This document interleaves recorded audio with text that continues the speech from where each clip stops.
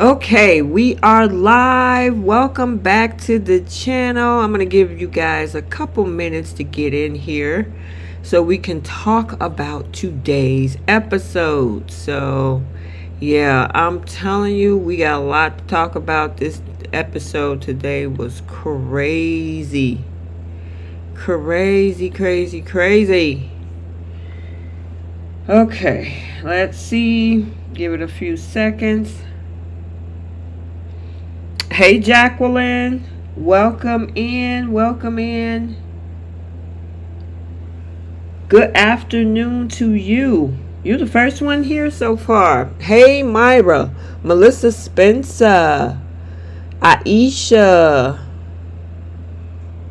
Who else we got coming in the door? Come on in. Hey, Angela. Hello, you guys. Happy Thursday. We're getting closer to the end of the week. It's Friday Eve, y'all. If you don't work weekends, you got one more day of work after you finish today. Hey, Brady. Janine. Look at that. Janine got a little ghosty in her comments. She said, Happy Halloween, everybody. All right. You know what? I got 12 people. I usually get started when I got about 20 folks in here. So hit the like button while we give it a minute. Hey, Jan. What's up, Jan?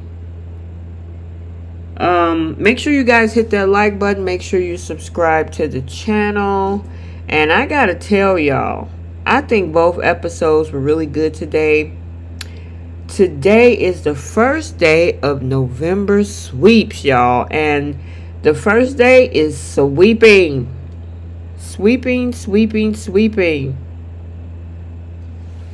Oh yeah, she gave her a couple chances and she didn't say nothing. But see, Hope can't think on her feet. Now I'll talk about that later.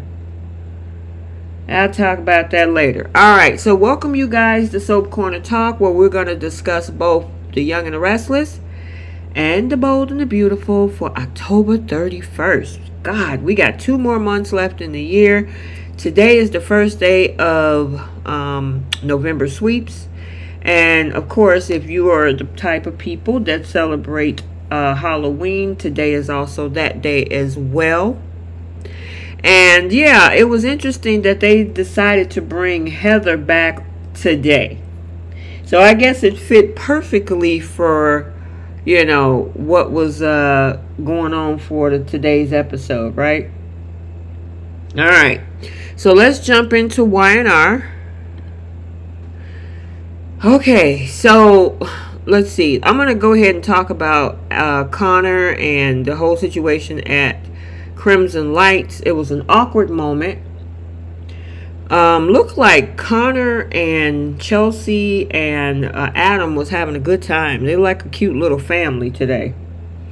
Anyway, that's when Sally and Billy walked in and they was like, man, they look perfect together. So I guess they're conceding to the fact that, you know what, maybe it's better that they decide to just be with each other.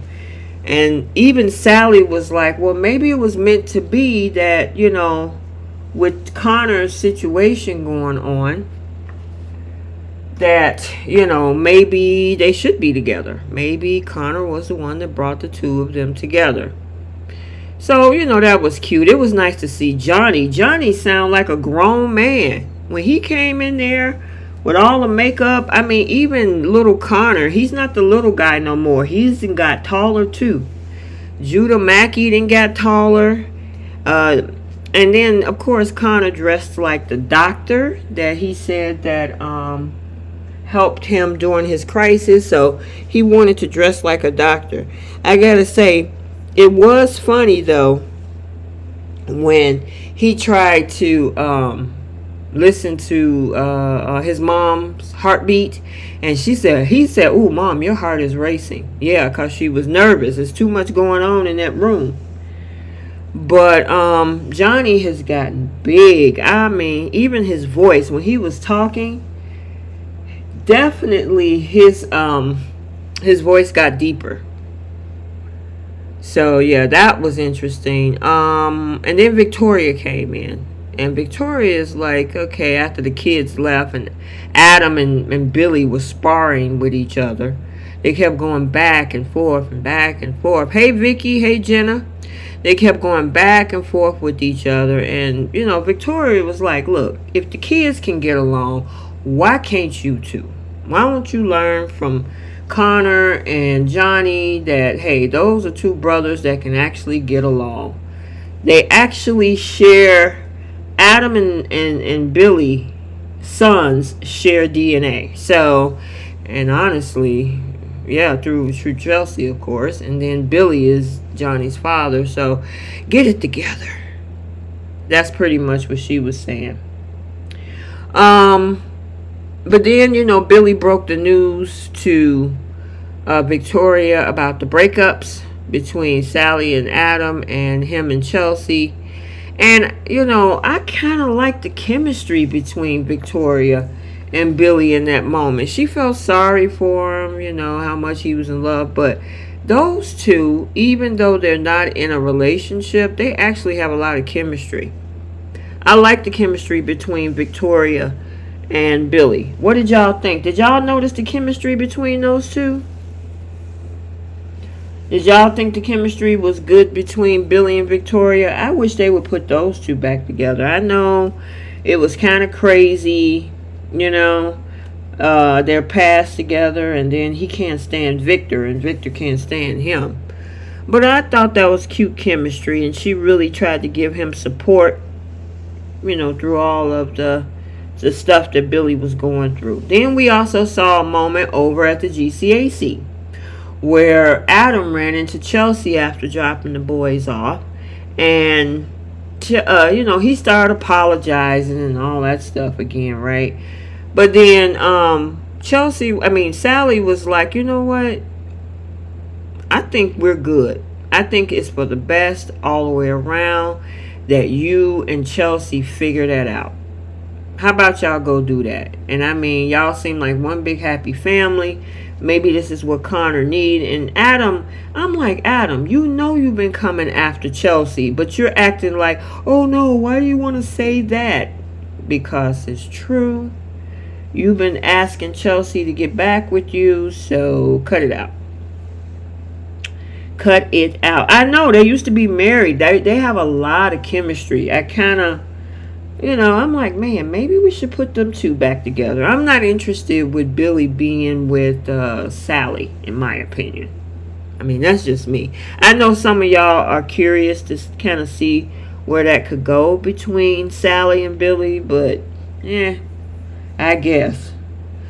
Alright, but that was pretty much the gist of that storyline. Then we got Sharon. So, I guess Cameron Kirsten is gone. Shout out to, Lyndon Ashby. He had been rocking out for the last few months, being Cameron Kirsten in Sharon's head. And I'm wondering if he's coming back, but I guess not. The way that, Sharon was like, oh my God, Cameron is gone. So we got Phantom Nick, and then we got ghostly, zombie-looking Heather, y'all. And I gotta say, I think her name is Vale Bloom. She rocked out on that part. Her makeup, everything. And I know she said right after that whole thing in September, she said, don't count me out. I might just be back. And obviously they meant for today's episode. So, the way they had her looking with her hair and her pale face, and Sharon is losing it. I thought the girl was going to have an accident. Yeah, Jenna, that was crazy. Vale Bloom rocked out on that. And whoever was the makeup artist, they really made her look like, yeah.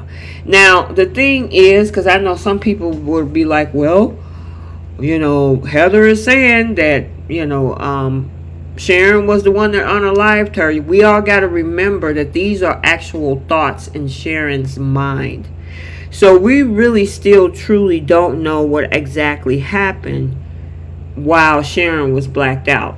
She's assuming That's what she did. And then, guys, did you know that when they replayed that flashback when Sharon was thinking about her cleaning up the house, the octopus was never in her thoughts. So to me, I mean, that would be the first thing that you would get rid of, is the actual weapon. You wouldn't keep the weapon around in the house. So what that tells me is that, and I've said this before a couple weeks ago, that Sharon doesn't know that that was the weapon. You would have remembered that. You cleaned up the sheets, the blood off the floor, you cleaned up the glass, you took the phone, you took clothes, you took Heather, you took everything around there, but you didn't take the octopus, which tells me she don't even remember that the octopus was the one that took Heather out. You know what I'm saying? So, I mean, it's possible she might not remember, but they blacked her out for whatever reason. Who knows? Maybe they blacked her out because she had some type of mental break, or maybe they blacked her out because somebody else did it. We will never know until they give us the final answers to all of this. And I'm assuming, because we're in November sweeps, that we will probably get our answer soon enough. You know what I mean? So hopefully we get some answers to this. You know, whether she remembers or whether it was somebody else. But it was nice to see the kiddos today. We saw Aria. So they obviously aged her up, because the last time we seen Aria, she was a baby. And then we seen Dominic. He looked so cute in his little Sherlock costume. I thought that was cute. So yeah, we saw little Dom and Aria, so that was cute.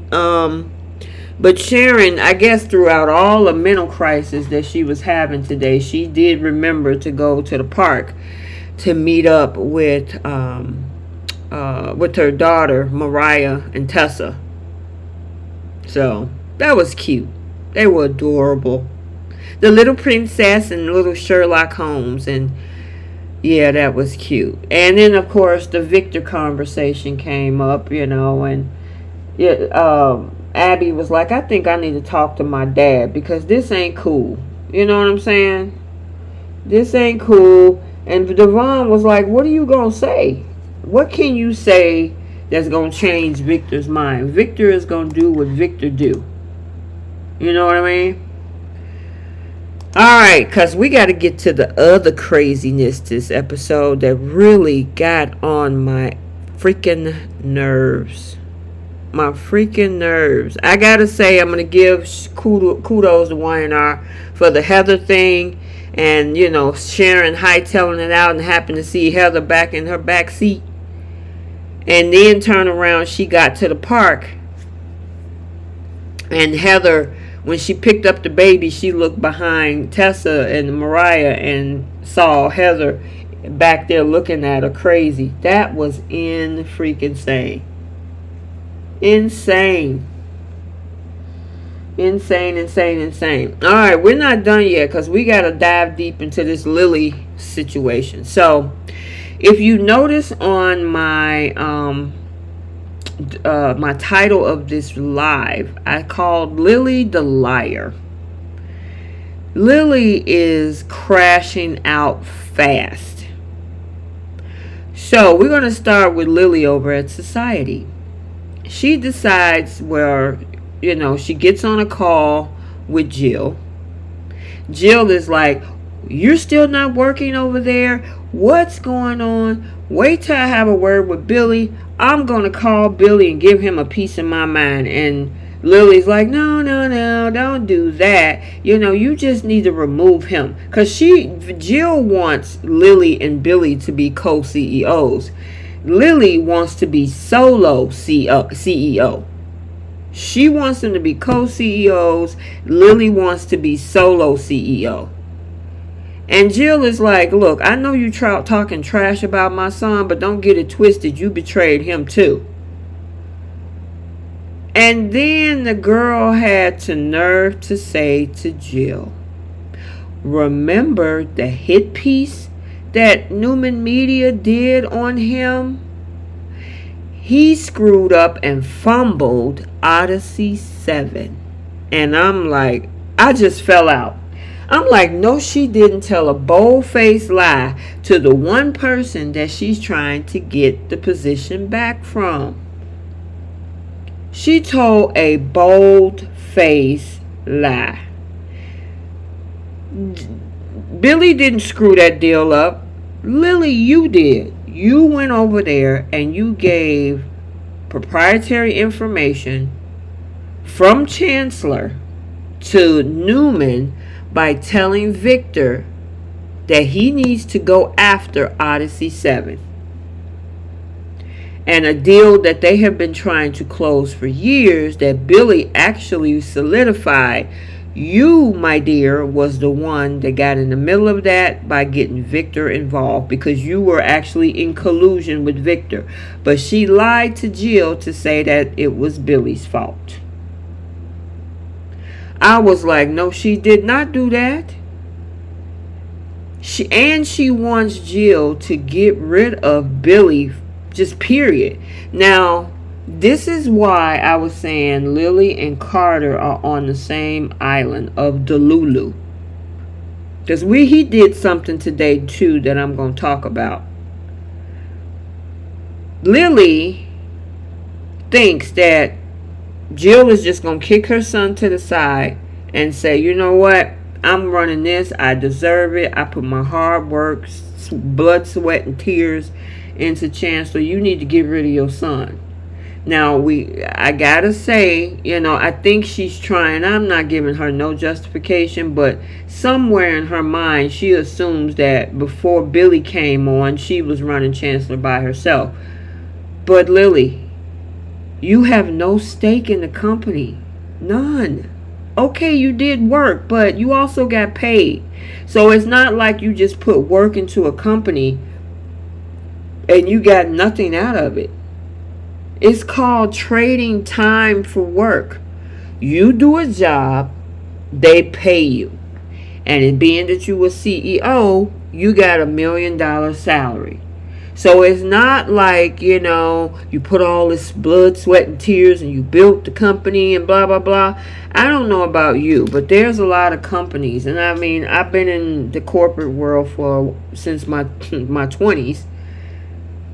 CEOs come and go. And for those that work in a corporation right now in the chat, you probably get emails time to time to say, hey, we want to announce the new CEO or the CFO or the CIO or whatever of this department.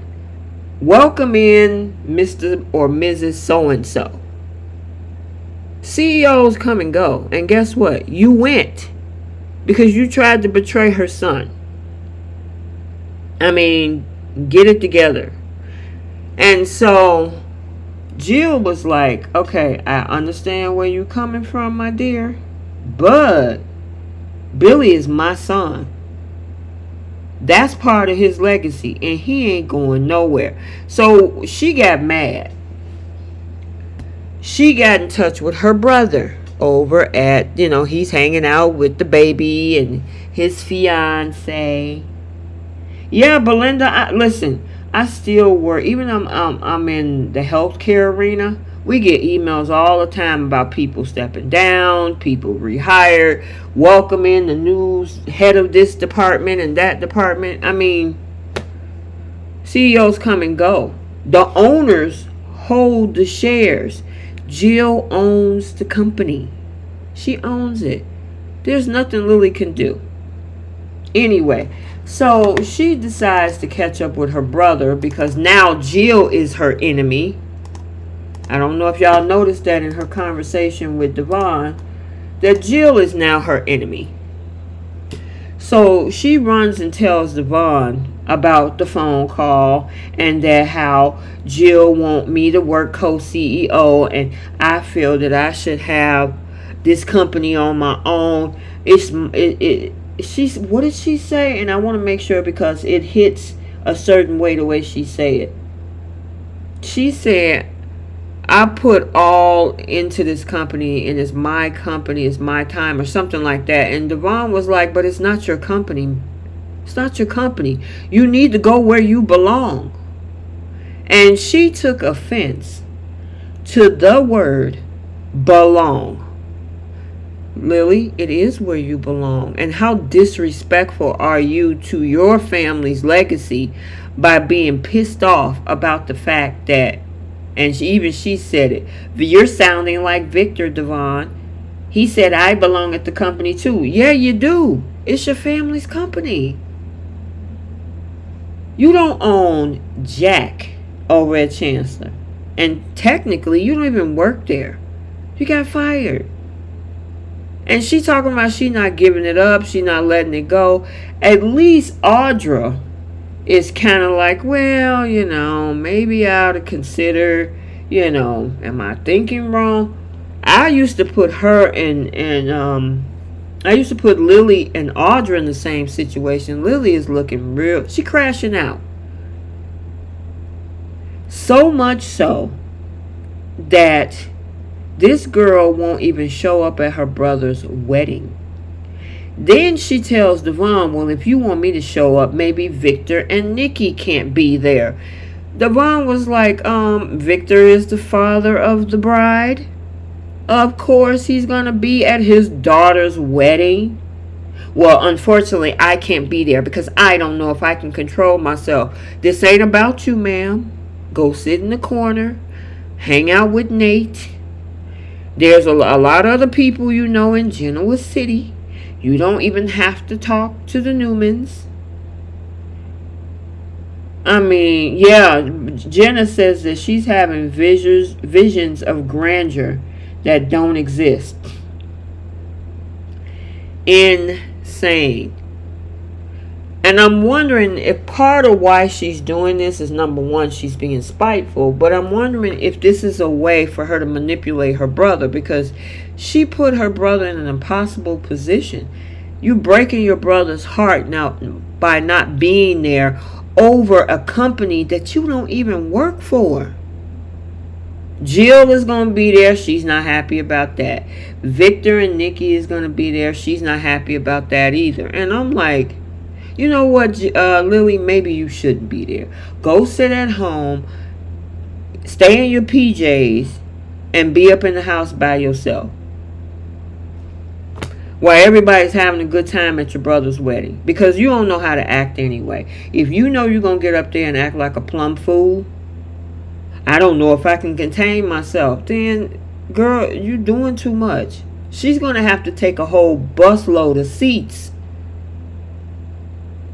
I mean, that girl is, I'm telling you, man. Jenna, let's see, Jacqueline said, I agree, Victor should not, because he will only cause problems. But the problem is with that, Jacqueline, is that Devon is marrying his daughter. Of course he's going to be there. Plus, he's paying for the venue. He's the one that's getting the venue. And I'm assuming it's probably have to do with the 13,000 episode next Friday, where they're going to show the old new ranch. So, but he's the one paying for everything. They just got to show up. So there's no reason why he should not be at the wedding. Just like there shouldn't be a reason why Lily shouldn't be there, but she being hella petty. Exactly, David Hall. Lily is being a spoiled brat. I mean, Paris says, Lily, just go to the wedding. If Nate has to go there with his frustration with the Newmans, you can too. Crazy, she says she wouldn't, for Devon needs actually matters. Everyone she hates is there.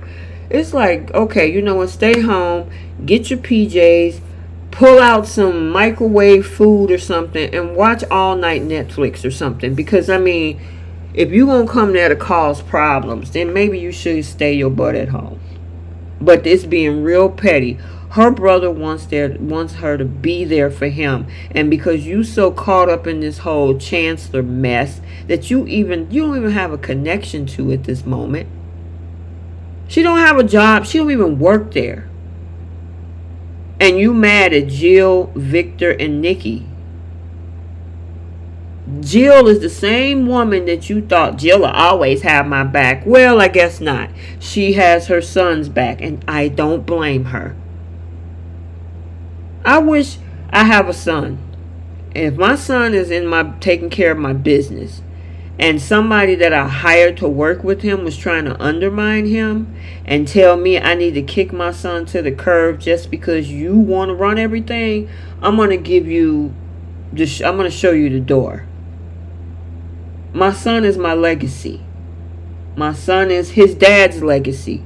There is no way that I'm going to be like, yeah, okay, you know what, you're right. I'm going to kick out my son.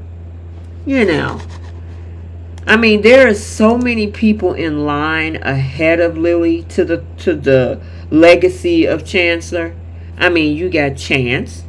You got, well, Billy is number one so far. You got Billy. You got Chance.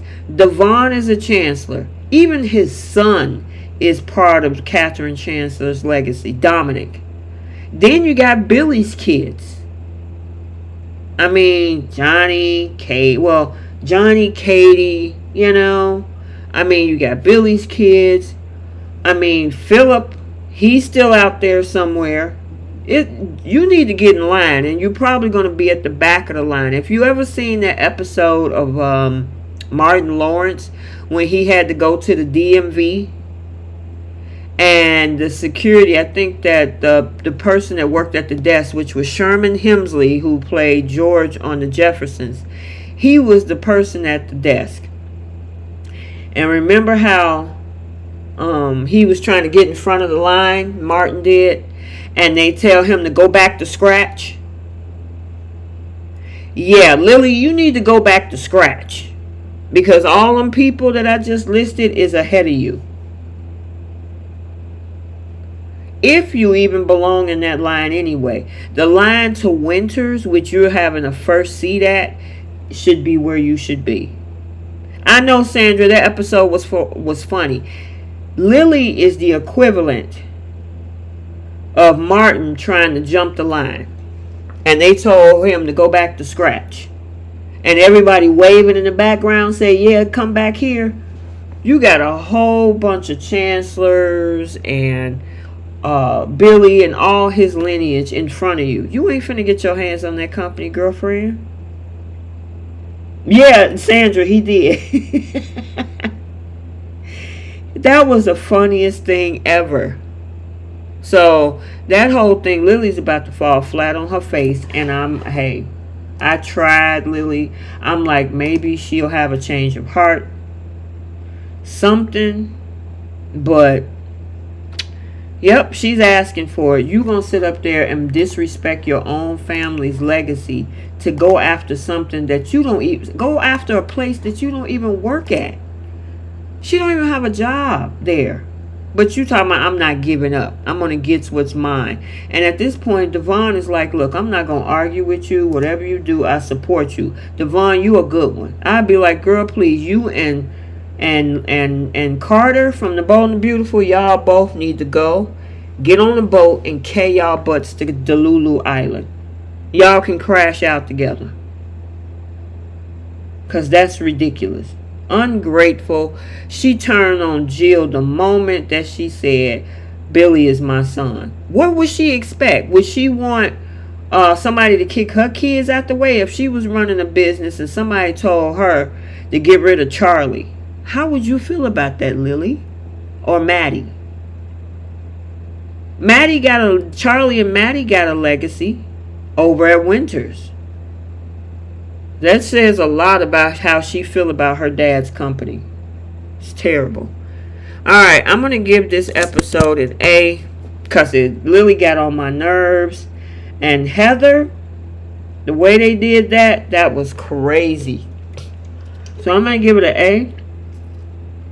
I know Karen Neal said Lily is going to end up stroking out. She going to end up doing something. What y'all grades for Young and the Restless? Alright, the grades are coming in. Jenna gave it a B+,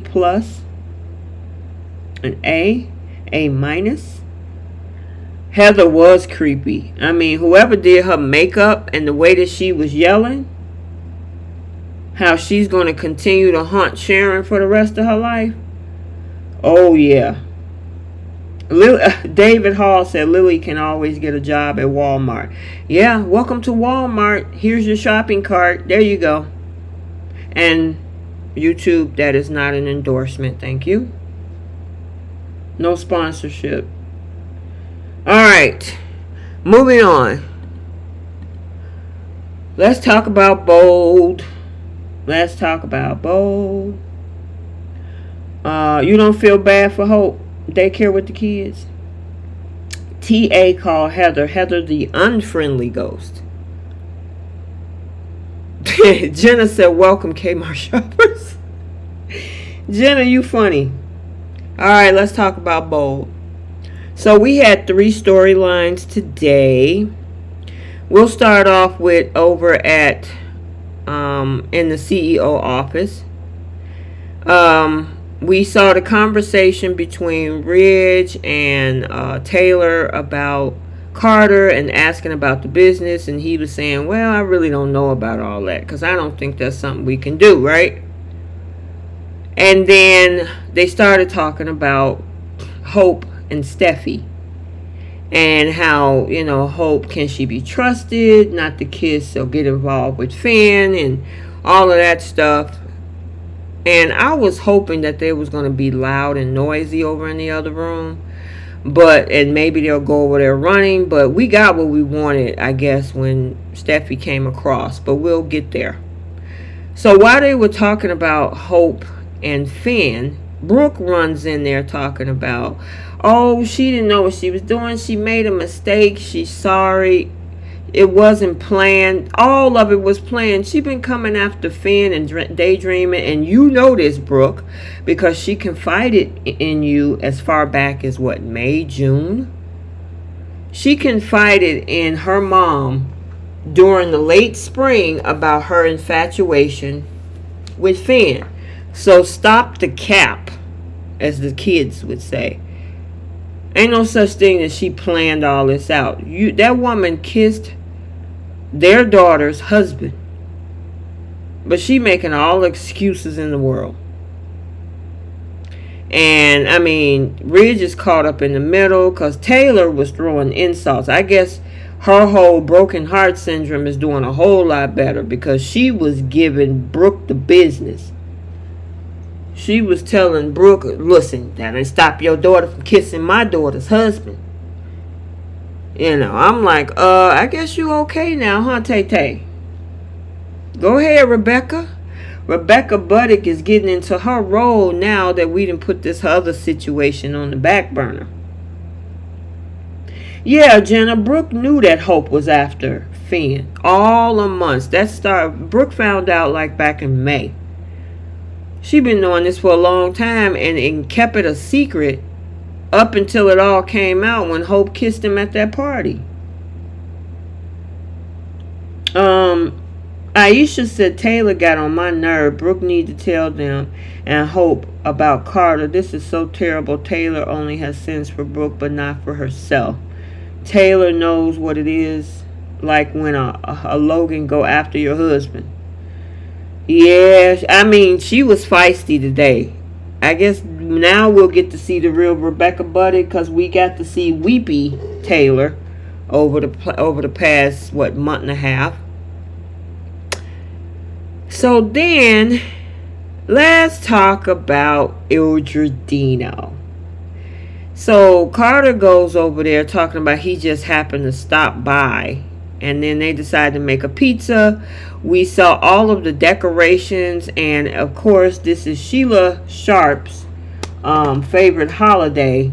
She had the toe cookies again. And Carter was not having it. She decorated with all of the skeletons and the pumpkins. And she even had her little costume on. It's always good to see Sheila on screen.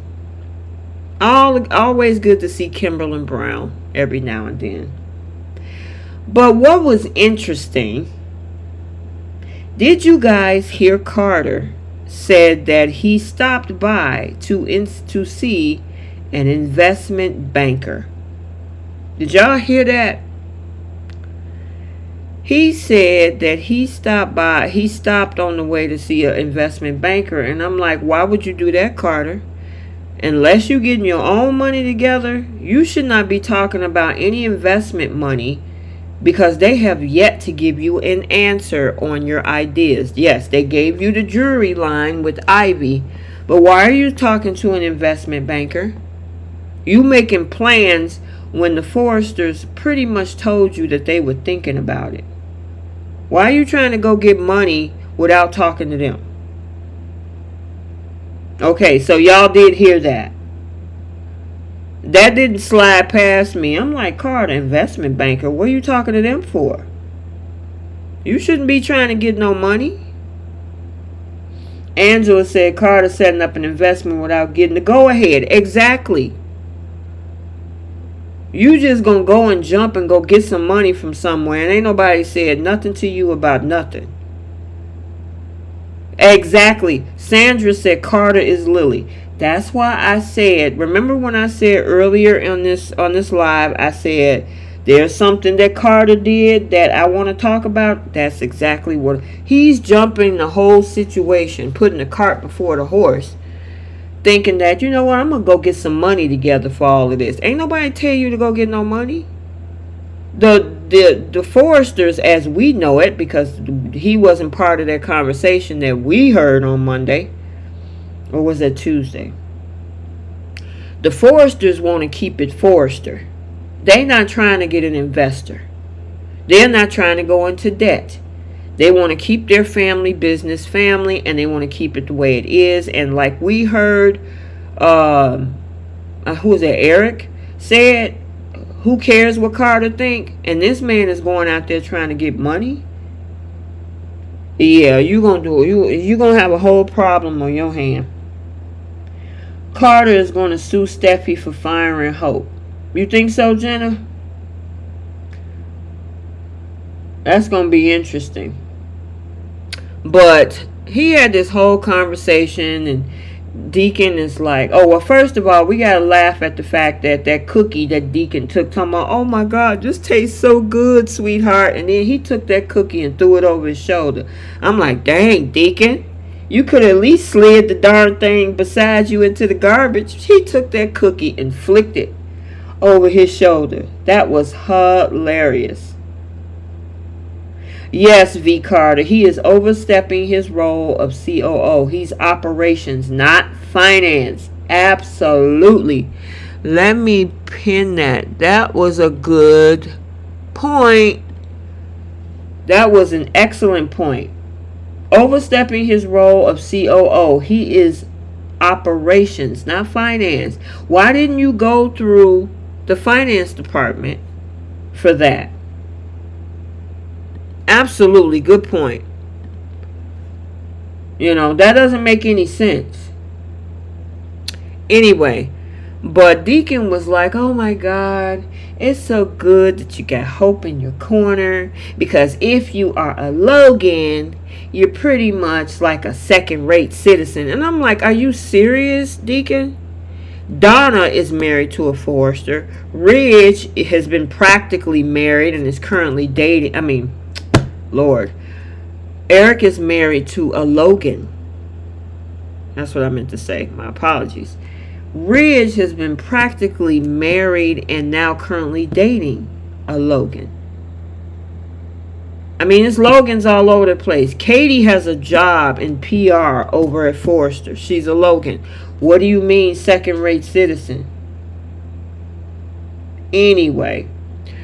So then, did y'all also hear Carter says, if Brooke and Hope will never have to worry about anything, I'm going to make sure of that. And I'm like, oh, so you a Captain Save 'em. You putting on your cape for not only Hope, but you putting on your cape for Brooke too?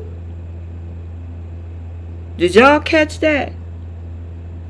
Let me know in the chat if y'all caught that. That this man said that not only Hope, but Brooke ain't gonna have nothing to worry about either. Yeah. He's gonna make sure of it. I'm like, dang, you really going hard in the paint for those two ladies, huh? Exactly, Jenna. Jenna, like, who does he think he is? I'm like, dude, you do realize that her boyfriend is the co-CEO. If he's going to wonder and try to take care of Brooke, that's Ridge's job. Why are you trying to, make sure Brooke is good? And if I was Sheila, I would be giving Deacon the side eye because he was concerned about whether Brooke, and I can understand his daughter, but why are you concerned about whether Brooke is taken care of?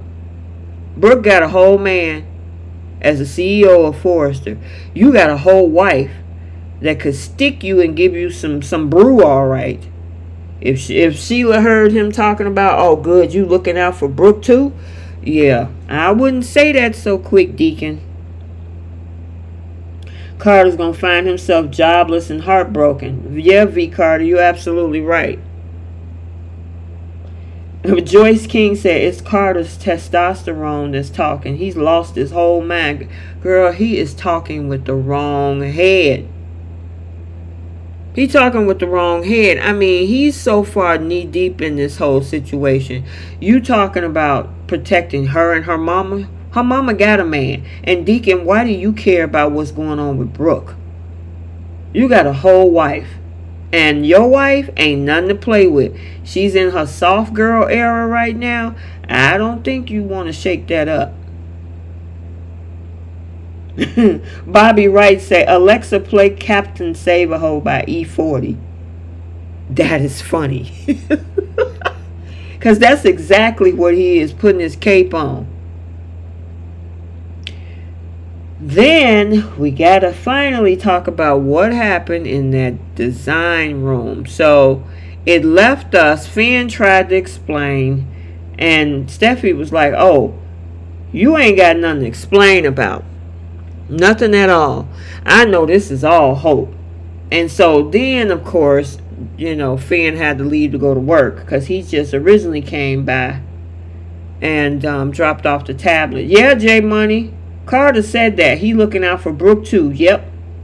I guess he going to get some mama when he's done with the daughter. Listen, that man is trying to look out for both of them. I'm like, Jay, she got a man for that. And he's your boss, Carter. So, what you doing? What you doing?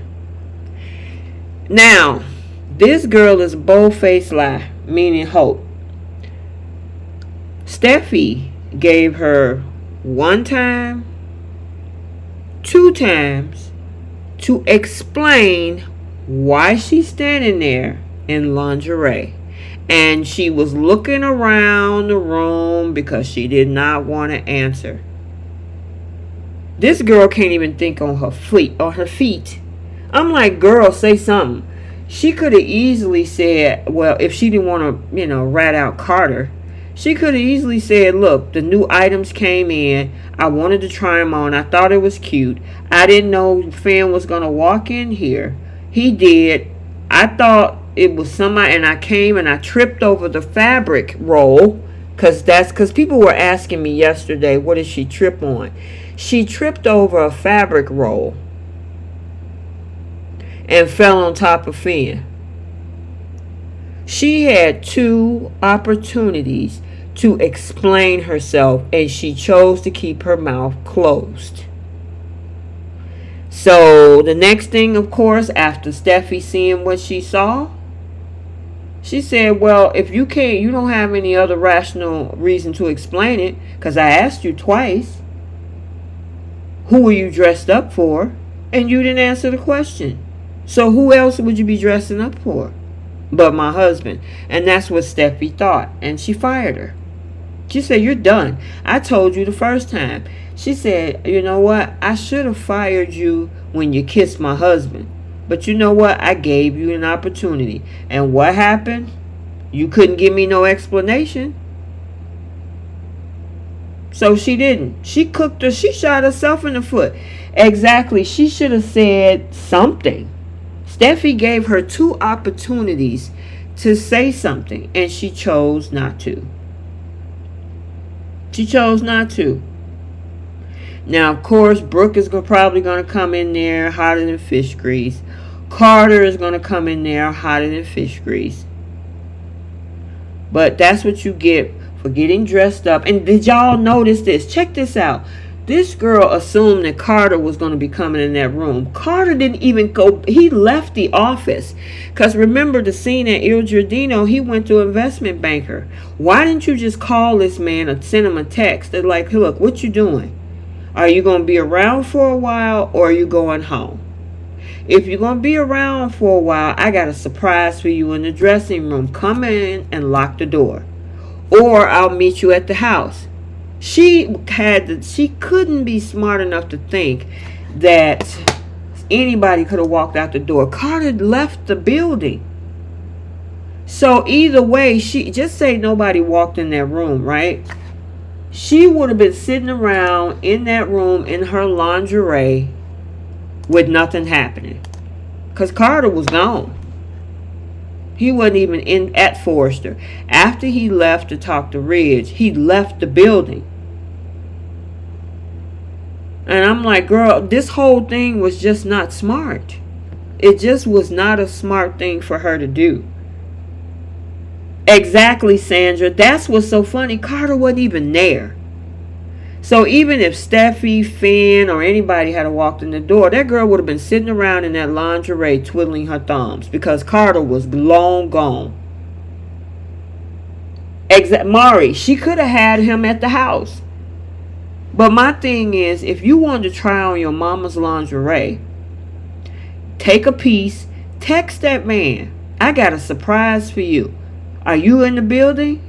If not, if you are, come by the design office. I got a surprise for you, and make sure you lock the door.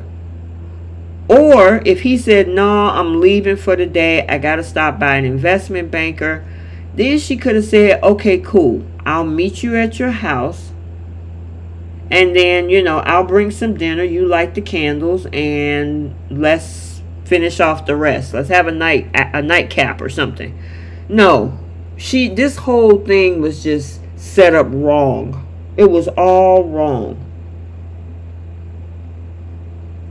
Hope got a fetish for office play. J Money, you funny. She could have done all this in the safety and privacy of his house. That man got a beautiful condo.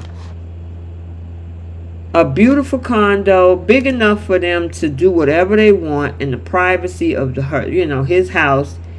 And what did she do? She decided to go ahead, get undressed, put lingerie on in that office, stupidly, which, like I said, was dumb writing. I said that yesterday, that Finn, why would you take that into the design room? Steffy is never in there. Her office is across the hall. Writers, that was dumb. Very dumb. Didn't make sense. I said that yesterday afternoon. But all came to a head, and now we got a whole situation where the girl done got fired, all because she wasn't thinking. That's on her, and she didn't explain herself. She probably would have did better by saying, I'm actually seeing Carter, than for her not to say nothing. That was crazy. You know what I'm saying? So this is going to be a hot mess tomorrow. I gotta say, let me give it a grade. I'm going to give it a B+. Nah, I'm going to give it an A-. I'm going to give it an A-. I thought it was cute. That whole thing with Sheila. Sheila is funny. But, this is on Hope. All of the decisions that she made in this moment was not smart. She could have did this. She could have met up with Carter later. You didn't even know the man was still in the building. And you got naked and YouTube. You got undressed and put lingerie on. And you don't even know the man is still there. He over at Il Giardino talking about margarita pizza and talking to Deacon and Sheila. He ain't even in the same building as you. And then Steffi give you 2 opportunities to explain yourself. And she didn't say anything, and now you got your butt fired. Sucks, but that's on her. And that is her fault. Poor little Tink Tink. Boy, this fallout is going to be crazy. And I gotta say, for both shows, Bold and the Beautiful, oh, 3 times? Jenna said it was 3 times. He gave her 3 opportunities to explain herself. Yep. So yeah, this thing is about to get crazy. So all I have to say is that Young and the Restless and Bold and the Beautiful, first day of sweeps, November sweeps is sweeping. I'm telling you, it's going to be an interesting November sweeps. Young and the Restless got multiple bombshells for November, and then we got this whole fallout with Hope and Carter and all of this stuff going on at the Bold and the Beautiful. So yeah, you guys, they said, Mari said, let the war begin. Let the war begin. Heather looks so creepy in this picture. I know, right? They put a lot of makeup on her face.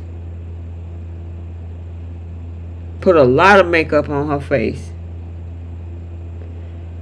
Oh yeah, I think they did that last year, Sharon, with the opening credits and the Halloween theme. They had that last year too. Yep. So, and then we also saw at the end when Steffy went back into the design office. Into the CEO office. She said that she fired Hope and that she want Ridge to take her side and support her because she found Hope in lingerie trying to seduce Finn. Yeah, Heather the Zombie, V. Carter. Yeah, Sheila looked good too. I was trying to get a real good picture of both of them from both episodes to be the thumbnail. So Heather the White, they got her looking like a whole zombie. I mean, at least Cameron Kirsten had color in his face. He had blood on his shirts. But he didn't look like Heather. He definitely didn't look like Heather. Alright guys, we're going to end it right there. And make sure you like, comment, and subscribe. Turn on your notifications so you're notified every time a video is posted. I'm T from Soap Corner Talk. And until the next one, we'll see you all soon. Bye, Soapies.